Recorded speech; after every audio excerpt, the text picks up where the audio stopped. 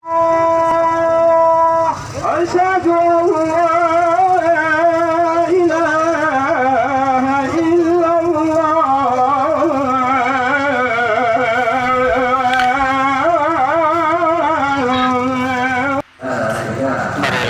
tingkatkan amal ibadah kita kepada Allah Subhanahu wa Ta'ala.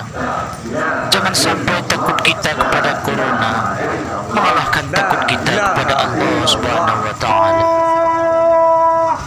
Wahai saudara, marilah kita meninggalkan segala kemaksiatan yang dibenci oleh Allah Subhanahu wa Ta'ala. Wahai saudaraku sekalian, betapa banyak selama ini kita telah berbuat salah dan dosa kepada Allah.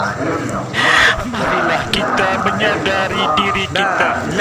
Marilah kita bertaubat atas segala kesalahan kita.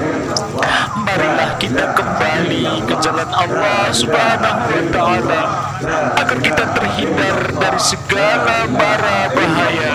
Amin ya Allah. Penyakit corona adalah merupakan satu ujian, teguran dari Allah Subhanahu wa Ta'ala agar kita bertaubat, agar kita kembali ke jalan Allah, karena selama ini kita telah banyak berbuat maksiat kepada Allah.